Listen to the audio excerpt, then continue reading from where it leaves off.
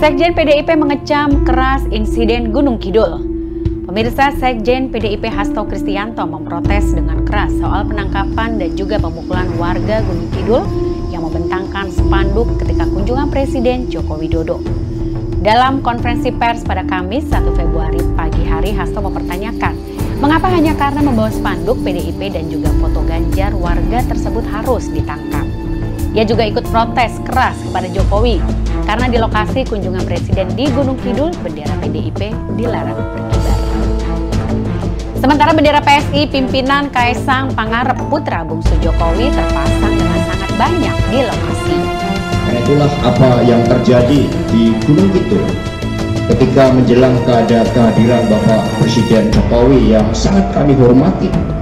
Tapi kemudian dilakukan pengarahan dari aparatur negara, bahkan menggunakan mobil-mobil yang menunjukkan negara sepertinya dalam keadaan genting, rakyat sepertinya menjadi ancaman, dikerahkan kendaraan-kendaraan militer untuk menakut-nakutin rakyat.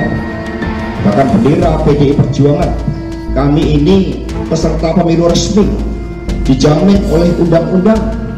Tetapi mengapa untuk bendera PDI Perjuangan dilarang untuk dikibarkan, sementara bendera PSI yang dipimpin oleh anak presiden diizinkan bertrek-trek datang ke Gunung Kidul? Ini merupakan suatu perlakuan yang tidak adil.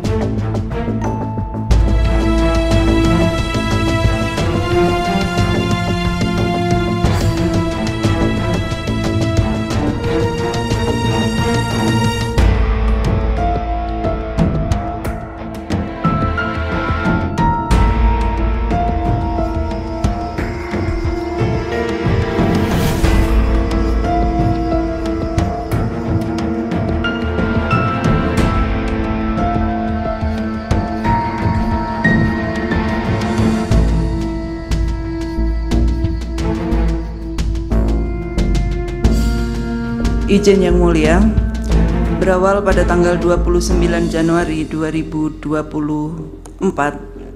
jam 19, kader kami mengalami intimidasi dari dua aparat yang mengaku sebagai tim pengawal presiden yang saat itu mempersiapkan Kabupaten Gunung Kidul untuk lokasi kunjungan presiden.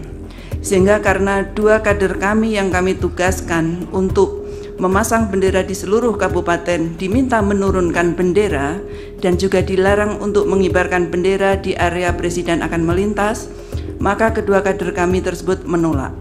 Karena menolak, maka dua aparat yang mengaku sebagai tim pengawal presiden tersebut minta bertemu dengan penanggung jawab dari Partai PDI Perjuangan. Maka diantarlah bertemu dengan saya, yang akhirnya terjadi dialog, diskusi dan negosiasi, yang kami di situ dipaksa untuk menurunkan bendera, dan dengan tegas kami menolak karena yang bersangkutan tidak bisa menunjukkan aturan bahwa presiden akan datang dan melintas. Kami diminta menurunkan bendera. Karena situasi malam itu sangat keras dan memanas, maka terjadilah deal bahwa di area lokasi presiden akan melakukan acara dan wilayah yang ini harus di mana, Ibu? Di Kecamatan Wonosari, Kelurahan Karangrejek, Kabupaten Gunung Kidul yang mulia. Sehingga deal kami adalah jika di lokasi presiden akan hadir, kami sepakat tidak ada alat peraga kampanye. Tetapi di lokasi presiden mau melintas, terus terang kami menolak dengan tegas. Dan jika sampai di luar pengetahuan kami bendera diturunkan, kami sampaikan kepada beliau berdua bahwa kami akan mempertahankan sampai titik darah penghabisan. Selang 24 menit dari jam itu, kami mendapatkan pesan WA dari Pak Kapolres Gunung Kidul yang intinya sama, dan pesannya langsung saya screenshot karena saya takut segera terhapus, dan sudah kami kirimkan untuk nanti bisa dibantu ditayangkan. Intinya beliau meminta kebesaran hati saya sebagai Ketua DPC tentang pengibaran bendera. Ketua DPC apa, Ibu? Saya PDI Perjuangan, Yang Mulia. Kemudian saya jawab jam 8:03 kepada Pak Kapolres. Jawaban saya sama seperti di hadapan dua personel yang mengaku sebagai tim pengamanan presiden, bahwa kami menolak untuk menurunkan bendera. Dan kami sudah adu argumen di lapangan, dan dealnya bahwa di lokasi titik objek kami sepakat tidak ada bendera PDI Perjuangan. Tetapi di lokasi yang lain kami akan menjaga sampai pagi.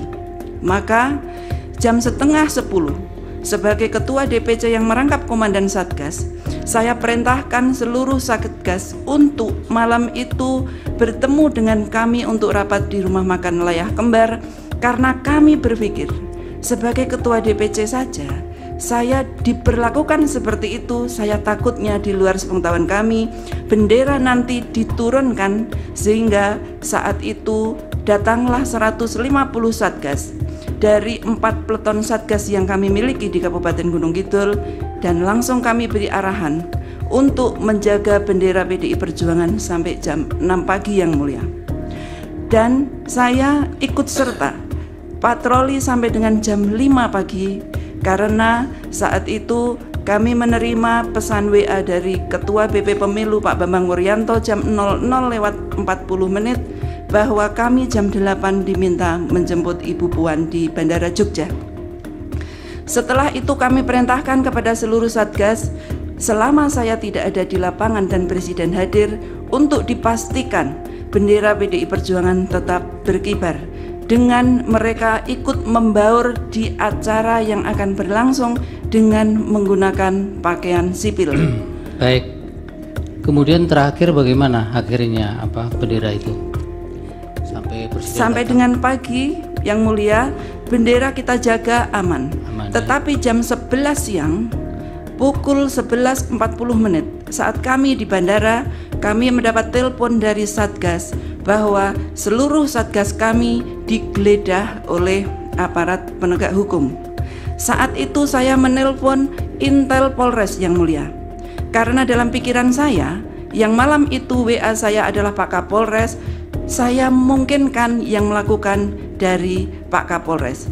Saya tanya kepada Intel Polres, apakah saudara diperintah Kapolres untuk menggeledah Satgas kami yang berkaos Ganjar?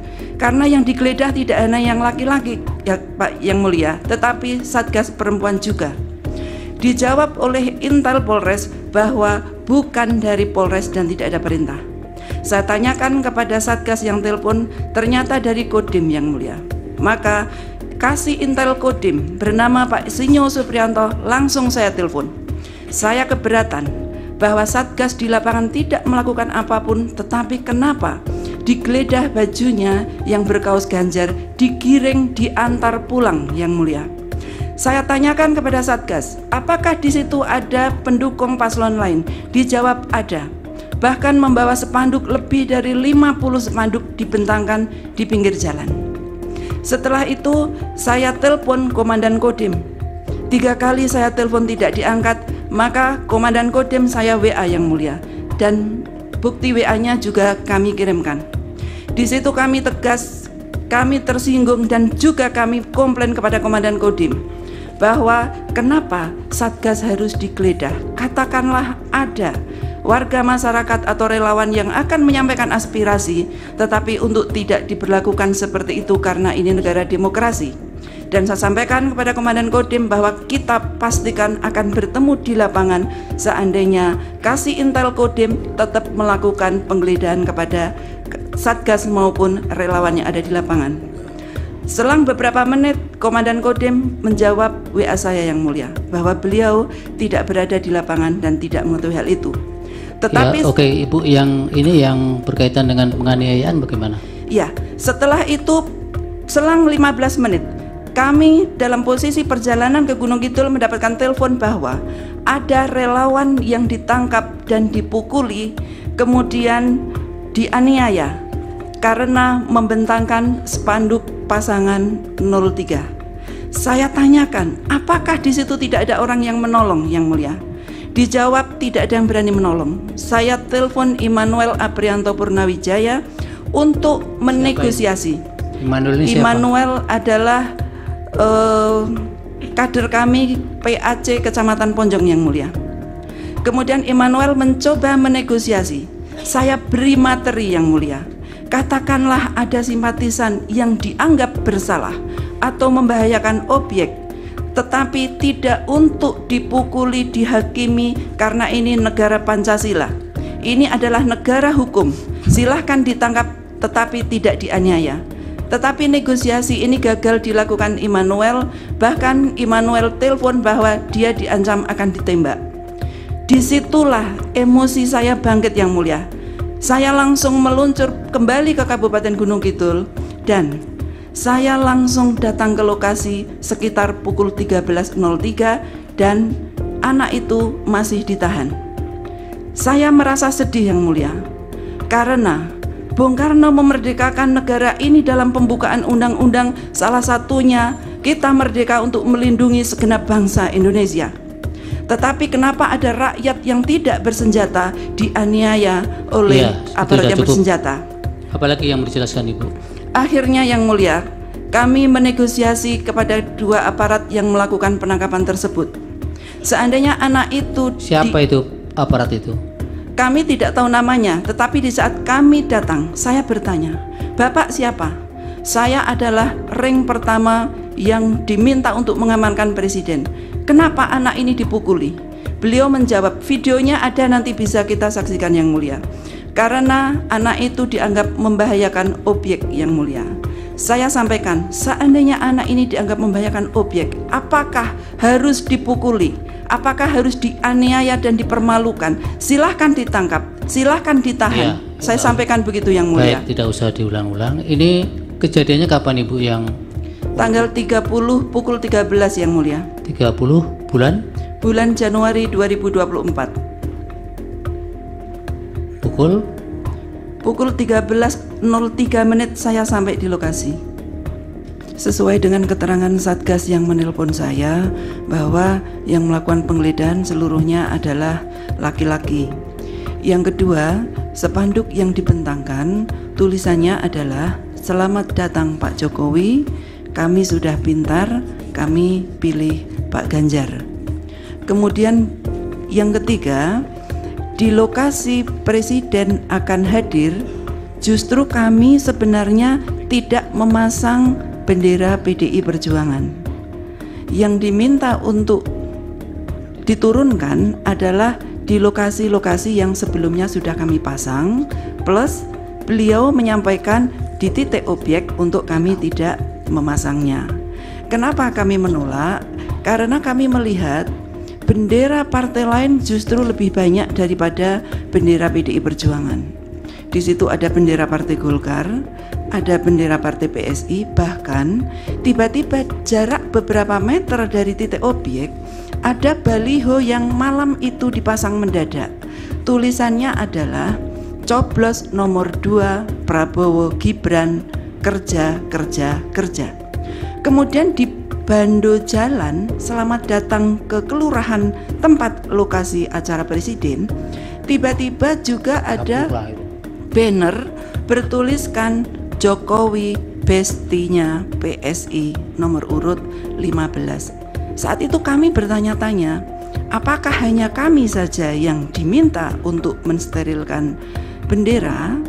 Karena kami tidak melihat langsung kedua aparat tersebut bertemu dengan ketua partai politik lain, tetapi saat itu kami keliling bahwa bendera-bendera PSI justru dikibarkan di depan halaman calon presiden akan makan dan titik halaman Taman Budaya Gunung Kidul, dan juga sampai 2:30 ada dropping bendera Gerindra dan PSI dari Yogyakarta yang jarak tempuhnya hampir 80 kilo dari Kabupaten Gunung Kidul.